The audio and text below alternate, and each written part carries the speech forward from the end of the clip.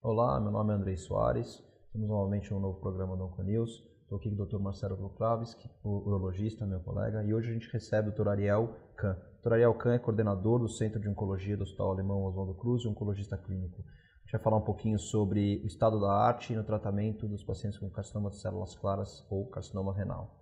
Obrigado, Ariel, pela presença. Obrigado, bom dia, é um prazer estar com dois grandes amigos. Ariel, então vamos lá. Nos últimos pouco mais de 10 anos, a gente teve uma grande mudança do paradigma no tratamento dos pacientes com câncer renal. Então, foram as chegadas dos inibidores, tanto o TKI quanto o antiangiogênico bevacizumab, para o tratamento dos pacientes de câncer renal, primeira linha. Então, isso acho que foi a grande mudança, o grande paradigma. De lá para cá, a gente vem batendo sempre na trave da mesma coisa, né? Então, sobrevida de progressão em torno de 10, 11 meses, as taxas de respostas muito parecidas, os estudos de não inferioridade de uma droga para outra. Mas recentemente a segunda linha trouxe alguns avanços para a gente. Então, algumas outras inibidores de tirosina quinase, multiquinase, a gente tem o lenvatinib, tem o cabozantinib, mas acho que a grande mudança de paradigma foi a chegada da imunoterapia no câncer renal, né? Dá uma geral para a gente, rapidamente, o que realmente foi essa mudança no tratamento dos pacientes com câncer renal de segunda linha e como que a gente pode puxar isso já para a primeira linha, que eu acho que é a grande importância desses tratamentos, né? Não, sem dúvida, Andrei.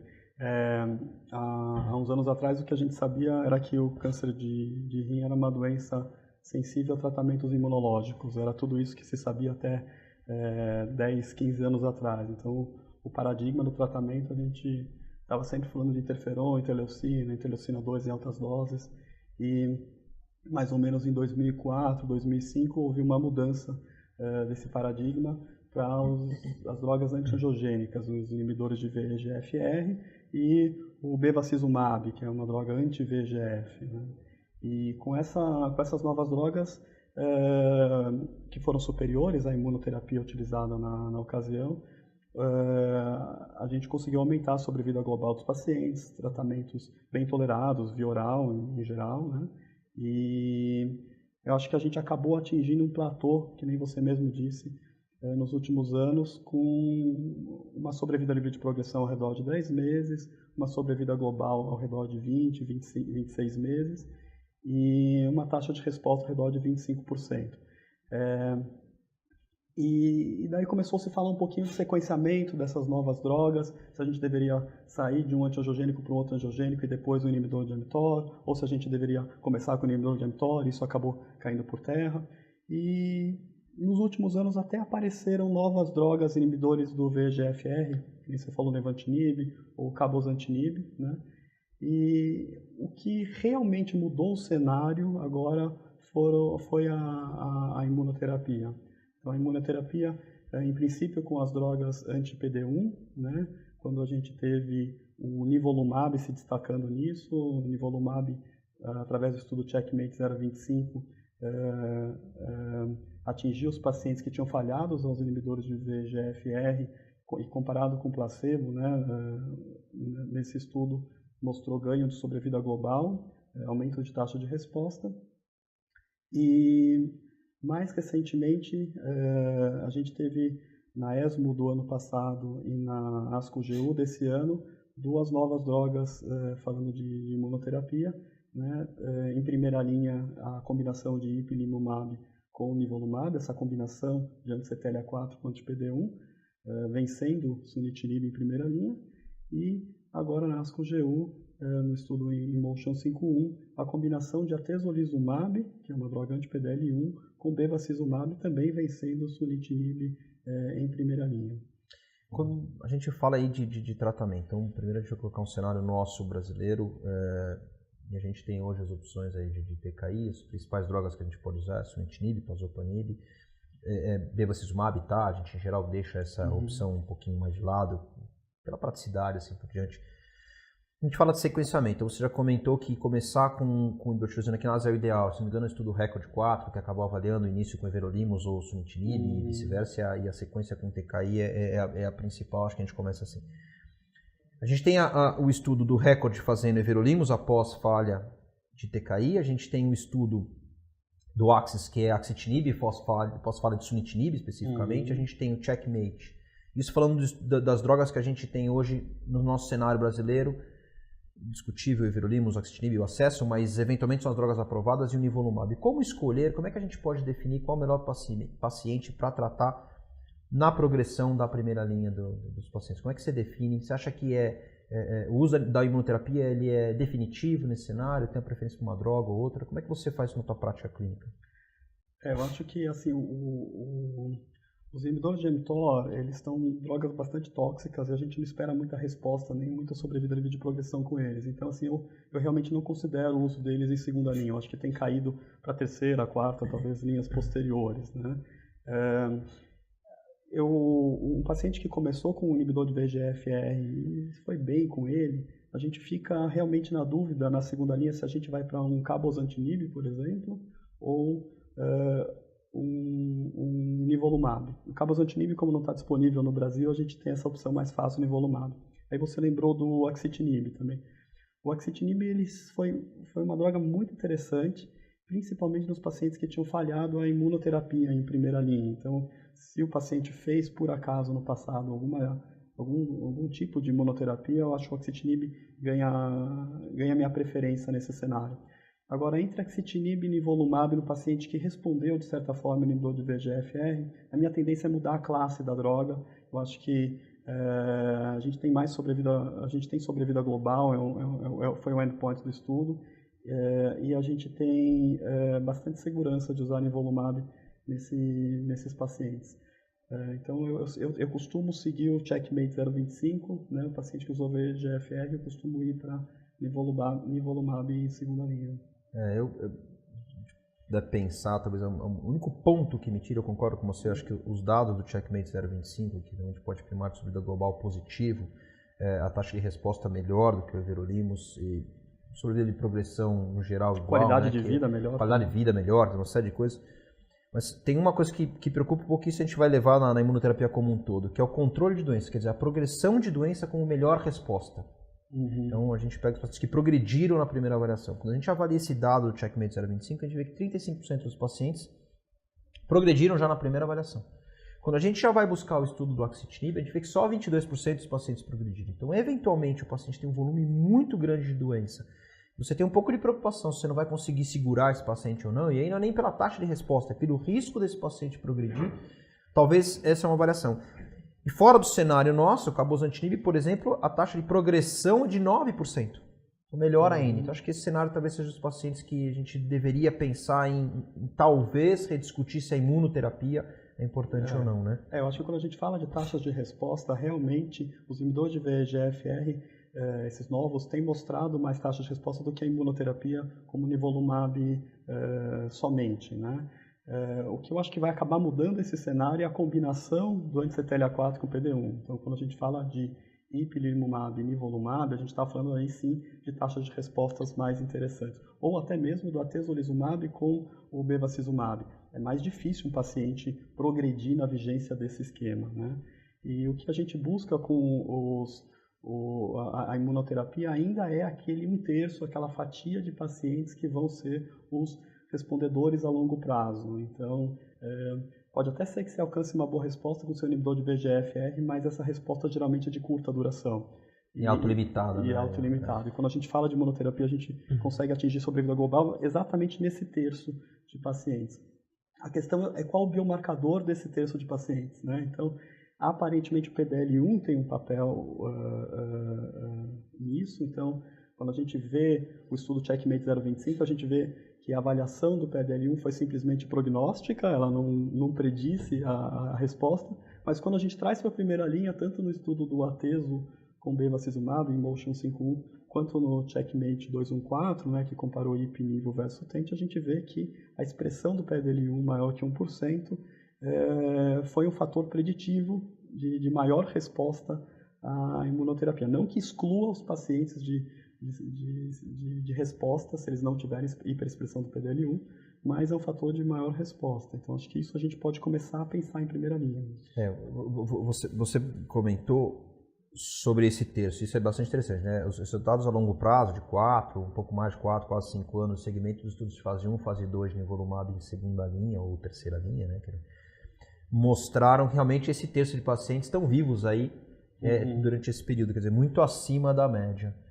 Trazendo para a primeira linha, então você está falando, explica um pouquinho do Checkmate 214, do Emotion, e aí eu vou aproveitar e também vou deixar o Marcelo falar um pouquinho da urologia aí e onde eles vão entrar nesse papo todo aí. Não, justamente era essa a minha dúvida, né? Porque a nefrectomia sempre fez parte desse pacote que a gente oferta para os pacientes com câncer de rim avançado, né? Pelo menos no passado fazia parte. Eu queria a sua opinião, Ariel, sobre qual vai ser o papel da nefrectomia nesse momento, na era agora da imunoterapia. Você acha, com uma taxa de resposta relativamente significante, que a nefrectomia ainda tem papel e quando a gente deve fazê-la? Antes de começar o tratamento? Depois de alguma eventual resposta? Qual que é o momento ideal para a nefrectomia? A nefrectomia ganhou papel no cenário metastático, principalmente na imunoterapia, quando a gente fala da época do interferon, principalmente. Nesses estudos, a gente tem poucas informações, principalmente de primeira linha, porque eles não foram publicados ainda. Eu sei que no estudo do Emotion 5.1, cerca de 70%, 80% dos pacientes tinham nefrectomia prévia, né? Então, eu acho que já se incorporou a cultura, né, médica de fazer nefrectomia no paciente metastático. Tanto isso explica, não era um critério de elegibilidade, obviamente, mas isso explica quando você vai ver que a maioria dos pacientes randomizados tinha nefrectomia. No cenário, ao longo desses 10 anos de cenário de inibidor de tirosina-quinase, ficou definido apenas em estudos retrospectivos o papel da nefrectomia, porque os estudos Certime e Carmina não ficaram definitivos, na verdade. Mas eu acho que agora, se a gente trouxer a imunoterapia para a primeira linha, eu vejo muito papel para a nefrectomia citorredutora, sim. Talvez, exceto aquele paciente que chegue com risco pobre, com muita doença e que não tenha uma quantidade de doença no rim, aí você me pergunta qual essa quantidade, eu não sei te dizer, mas uma quantidade de doença no rim que seja expressiva, né? Um paciente com um pequeno nódulo renal e que está com o corpo tomado de metástase. Talvez esse paciente você não deveria perder tempo com a nefrectomia. Não sei se vocês compartilham. Mas aí vai entrar minha grande pergunta. Nos dois estudos, tanto o Checkmate, que é a combinação das imunoterapias, NIVO e IP, quanto no Emotion, combinação de atezo com bevacizumab, a gente olhar a população geral, ITT, do Checkmate, 9% teve resposta completa. Quando você pega a população PDL1, 16% teve resposta completa. Você olha esses dados da mesma maneira do Emotion, quando você faz a avaliação central, 15% dos pacientes tiveram resposta completa com a combinação atezo e beva. Será que o momento certo de fazer a nefrectomia vai ser upfront, no diagnóstico? Porque, de repente, a gente vai poder evitar aí, ao menos em 15% dos pacientes, a nefrectomia. A gente não sabe quantos desses pacientes que tiveram resposta completa estavam com o rim presente ou não. Essa informação a gente ainda não tem. A resposta completa deve ter sido por causa da nefrectomia. Estou brincando. Não necessariamente. Acho que essa informação a gente não tem. A gente precisa esperar todos os dados para realmente falar isso. Mas a grande discussão é essa. A pergunta é essa.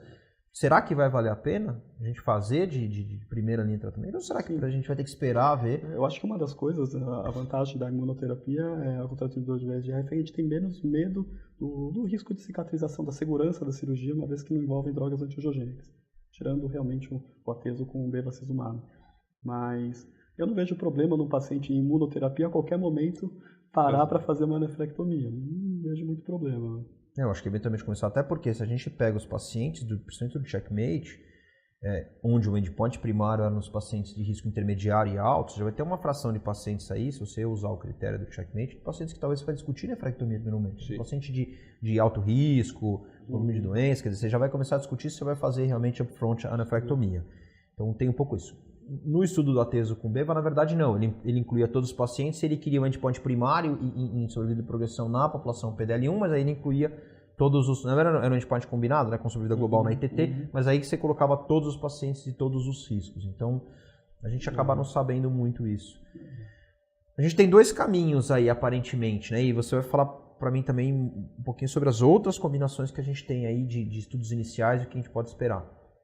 Mas o que te atrai, o que te parece mais interessante, o que te levaria a escolher uma combinação de imunoterapia, tipo nivo e IP, ou uma combinação de uma imunoterapia com um antiangiogênico, qual o pró de uma e qual o contra? Quer dizer, o que te leva a um, o que te leva a outro? Tem mais uma informação ainda que seria o estudo Cabosan, né, que comparou cabozantinib com sunitinib. Não era um estudo de fase 3, um estudo menor, de 140 pacientes, e mostrou vantagem, né, para o cabozantinib. Então, até recebeu, acho que a aprovação da FDA em primeira linha. Mas que perante os dados desse, é um estudo de fase 2, né? Perante os dados tão robustos de imunoterapia em fase 3. Muito, realmente... Mas bem lembrado porque foi aprovado, né, pela FDA, né?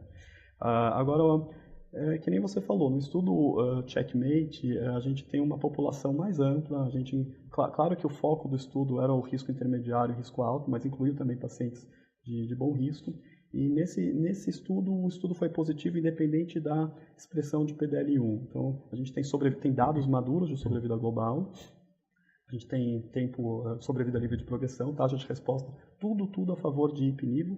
A gente sabe que na população PDL1 positiva, principalmente no risco intermediário e alto, a vantagem foi absurda. Em sobrevida livre de progressão, a gente está falando de 25 versus 4 meses, praticamente na população PDL1 positiva no risco intermediário e alto. Mas o estudo é positivo como um todo. Eu vejo esse estudo mais robusto. Já o estudo do bevacizumab com o atezolizumab, a gente está falando que o endpoint do estudo era principalmente a população PDL1 positiva, risco intermediário e alto. E para esse endpoint o estudo foi bastante positivo, sem dúvida, mas a gente não pode extrapolar para todos os pacientes. A gente sabe que PDL1 positivo nessa avaliação era em 40% dos pacientes. É o método que o atezolizumab usa de avaliação não só do tumor, mas do infiltrado inflamatório. Então, me parece mais nichado o estudo. Mas a população do Emotion, na verdade, era a população total. Ele não era só a população intermediária e alta. Sim, o objetivo primário era o PDL1. Era o PDL1. Da população PDL1. PDL1, mas envolvia todos os riscos, né? O bom prognóstico, intermediário e o prognóstico ruim. Então, eu estou entendendo que te parece mais atrativo o resultado de uma combinação de imunoterapia versus antiangiogênico, pelo menos com os dados do atezo e bevacizumab. Sim, eu acho que talvez, assim, na população que não... Por outro lado, né, eu acho que a população do Emotion 51 foi uma população que sofreu menos eventos adversos. Então, a taxa de descontinuação do tratamento foi menor, o uso de corticosteroides foi menor na população do Emotion 51. Então, talvez para pacientes mais frágeis, principalmente para aqueles pacientes que são PDL1 positivos, eu acho que o Emotion tem o seu papel. A gente vai ter que selecionar um pouquinho os pacientes. Não sei se você concorda. Né? O Simon Tapol, quando defendeu na ASCO-GU, ele até colocou meio como uma tendência dele que ele achava que atezo e beva era melhor. Eu particularmente não concordo. Eu particularmente acho que os dados do Checkmate 214 são extremamente importantes. Na verdade, ele levou a barra realmente da primeira linha, que as pessoas vão ter que correr atrás daqueles dados. Exato. Não é que aquilo foi vindo numa crescente. Quer dizer, ele já chegou no primeiro estudo de combinação de imunoterapia, ou primeira linha usando imunoterapia. No caso ali foi combinação de imuno. Lá em cima, quer dizer, ele tinha um endpoint primário que era combinado de sobrevida global, foi positivo, não atingido, versus 26 meses, quer dizer, com uma redução de risco de quase 40% de morte, impressionante. Uma sobrevida de progressão numericamente superior, estatisticamente não foi, mas mesmo assim numericamente superior, uma taxa de resposta impressionante de 47% versus 20 e pouco por cento. E se você ainda coloca os pacientes PDL1 positivo, vai para quase 60%. Né? Então realmente os dados do Checkmate são muito impressionantes. Eu acho que o atezo ele corre atrás. Agora, o ponto é esse, né? 60% dos pacientes precisaram de corticoide na combinação de imunoterapia, 22% dos pacientes tiveram que parar o tratamento, 7% dos pacientes com morte relacionada ao tratamento. Então, assim... Não é uma combinação fácil, sem dúvida nenhuma. Eu acho que só essa questão da descontinuação, a gente tem que lembrar que os pacientes que usaram sunitinib, boa parte deles reduziram dose. Então, quando você usa sunitinib no nosso manejo, a gente está acostumado a reduzir dose. E quando você faz imunoterapia, tudo ou nada, né? Ou você faz, ou você interrompe, né? Então, obviamente, a taxa de descontinuação é maior, né, nessa população. Eu acho que também tem uma questão que a gente já está acostumado a lidar com o sunitinib, seus efeitos adversos, a gente tem esse manejo. E a imunoterapia ainda é uma coisa nova, então talvez essa descontinuação seja muito em função da inexperiência ainda dos oncologistas em lidar com essas medicações. Né? Eu acho que quem faz ainda mais melanoma está mais acostumado já com a combinação, que há mais tempo que nós fazemos mais uro-oncologia mesmo, que a gente está começando a ter o contato com a combinação, que é muito tóxico agora, né? Exatamente. Agora, por outro lado, o que foi bastante interessante do checkmate foi a qualidade de vida, né? Mesmo mais tóxico, quer dizer, a droga é tão efetiva, é tão eficaz, que a qualidade de vida foi muito melhor do que a qualidade de vida dos pacientes com sunitinib. Vamos dizer que isso é prática, vamos dizer que está tudo aprovado, mundo ideal. Então, esses 2 estudos estão aprovados, o CABOSAN está aprovado. Como é que fica a tua escolha em primeira linha e como é que você nicharia a tua escolha em primeira linha? Lembrando dos detalhes da avaliação de quase 250 pacientes, que estavam na população ITT e foram avaliados para sobrevida, livre progressão e taxa de resposta de bom prognóstico no Checkmate 214, que foi uma surpresa, né? Uma taxa de resposta maior. Como é que você avalia isso? Como é que você coloca isso na prática? Isso foi uma análise exploratória, na verdade, dos pacientes de bom risco, né? De risco bom pelo IMDC, e a gente viu realmente uma taxa de resposta, uma sobrevida livre de progressão favorecendo sunitinib versus ipilimumab mais nivolumab. Isso foi uma surpresa para todos nós. Eu acho que isso, quando o estudo sair publicado e a gente tiver um pouco mais de dados, talvez a gente consiga entender que talvez nessa população de bom risco a expressão de PDL1 deve ser baixa. A gente sabe que PDL1 geralmente é prognóstico, e nessa população de bom risco a expressão de PDL1 deve ser baixa. E isso talvez explique um pouquinho essa disparidade. Mas assim, o meu manejo seria mais ou menos por aí. Então, pacientes de bom risco, eu sempre considero pacientes de bom risco interessante, às vezes, acompanhá-los um pouco sem tratamento, eu sempre considero essa possibilidade, mas se eu resolver tratar, a atezolizumab mais bevacizumab me parece uma combinação interessante porque foi benéfica foi contemplado nesse estudo e foi benéfico nessa população. E para os pacientes de risco intermediário e alto, eu favoreço o estudo do Checkmate, fazendo ipilimumab e nivolumab em primeira linha. Mas aí, então vamos dizer, intermediário alto a gente faz nível IP, eu concordo contigo, acho que é realmente o cenário, pelo menos como uma maneira geral. No bom prognóstico, dividiria PDL1 positivo e PDL1 negativo, pode né? Pode ser Na uma verdade, opção também, você selecionar por aí. Você faz o PDL1 positivo, você daria a combinação de bevacizumab com atezolizumab, e talvez o PDL1 negativo de bom prognóstico você ainda possa continuar com o bom e velho inibidor de transaminase. Provavelmente o que a gente tem de dado nesses pacientes é sunitinib mesmo. Quer dizer, não sei que a gente fica fazendo regra de 3, né? De compás. Uma coisa meio unânime, né? Quando você vê todos os pacientes PDL1 positivos, eles têm, em geral, independente da medicação que foi usada, uma sobrevida de progressão pequena com inibidor de VEGF-R, em torno de 4, 5 meses. É aquele paciente que você começa a dar o sunitinib, a gente estava acostumado a fazer isso nos últimos 10 anos e via a progressão logo depois de 4, 5 meses. Eu acho que essa é uma população que está sendo muito privilegiada pela imunoterapia, né? Está mudando a história desses pacientes. Então é interessante, né? Quando a gente pensava em imunoterapia no passado, interleucina 2, altas doses, tudo, a gente queria pegar o risco bom, intermediário, metas pulmonares, aqueles casos que vão melhores. E a gente está vendo que agora a imunoterapia está funcionando exatamente nos pacientes que iam piores, né? É uma mudança de paradigma. Isso é bem colocado, né? Que a gente buscava realmente isso. Bom prognóstico, só metástase pulmonar, dá uma preferência para esses casos. Tinha um intervalo livre de progressão longo. Grande.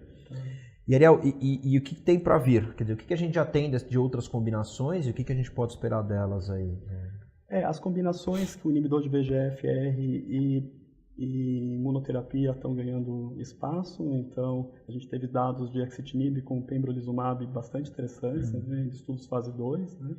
A gente tem ainda a combinação de levantinib com o pembrolizumab também bastante interessantes, todos mostrando taxas de respostas impressionantes, né, nos estudos de fase 2. A questão é que a gente vai acabar adicionando um pouco de toxicidade quando a gente associa inibidor de VEGF-R com imunoterapia.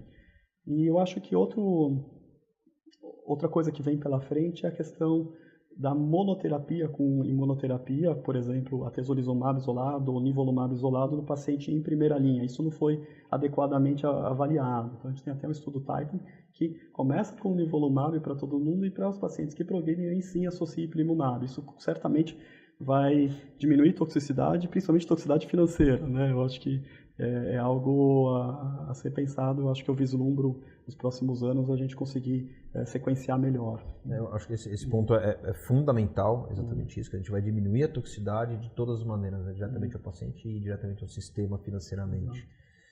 Mas alguma combinação te chama mais atenção dessas que estão vindo? Você acha que tem alguma que talvez seja mais promissora? Isso é futurologia, a gente tem só dados de fase 1. Você acha que tem alguma combinação que te chama mais atenção ou não? Eu tenho um pouco de receio ainda de falar de estudos de fase 2, porque quando chega na fase 3 a gente tem um decréscimo grande de resposta. Mas o estudo de axitinib com pembrolizumab me impressionou. Eu acho que não teve um paciente que progrediu com essa combinação. E eu não lembro, acho que chega a 70% de taxa de resposta. É algo significativo e algumas respostas duradouras. Então, eu acredito que é uma combinação que tem futuro. Eu concordo plenamente contigo. Acho que pembrolizumab é o que acho que talvez vai ser mais próximo de brigar com o checkmate. E então, para a gente terminar um pouquinho essa parte, biomarcador. O que a gente tem de biomarcador que a gente pode esperar para selecionar? Que a gente está falando de PDL1. PDL1 não é o melhor marcador. A gente está vendo que ele pode predizer uma resposta, mas eventualmente a gente não deixa de dar para o paciente, por exemplo, intermediário alto e tal. O que a gente pode prever de biomarcador? O que a gente já tem? Existe alguma coisa nesse sentido?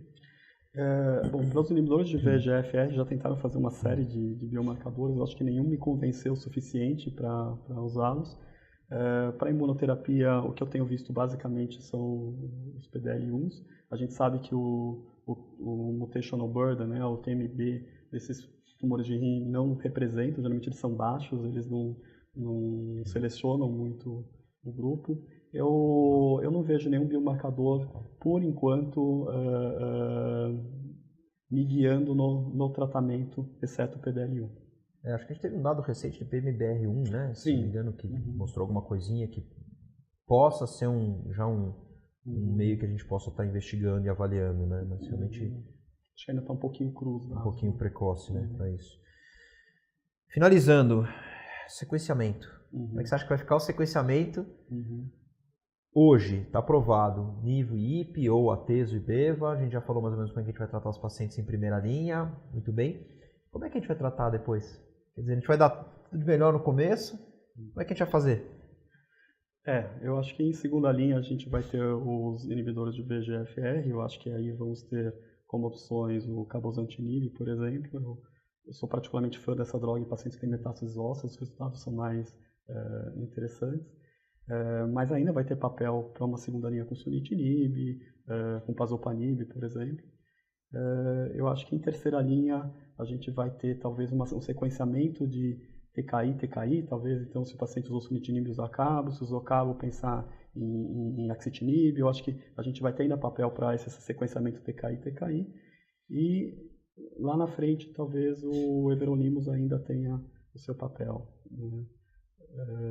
Mas uma outra coisa que a gente vai ter que pensar quando a gente faz imunoterapia é reexpor o paciente à imunoterapia. Então, no checkmate, por exemplo, o paciente recebe 4 doses de IP e segue com nivolumab.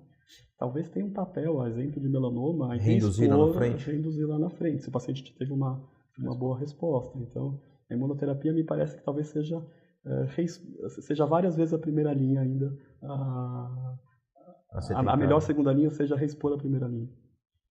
Talvez você comece com uma combinação com um TKI e de repente na progressão você troca um TKI por uma nova imunoterapia.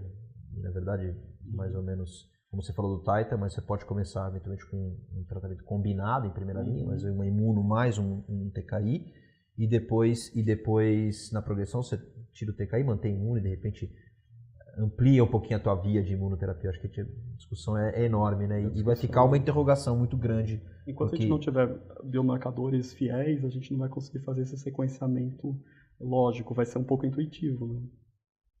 Ariel, eu queria agradecer a tua presença. A gente falou um pouquinho do que a gente tem hoje, a gente falou um pouquinho de futurologia, a gente tentou descobrir como é que vai ser, e na verdade a conclusão é que a gente precisa esperar muita coisa ainda, muito conhecimento. Sim, mas os dados são bastante empolgantes. Os dados são sem dúvida nenhuma empolgantes, acho que a gente tem que esperar a chegada aí.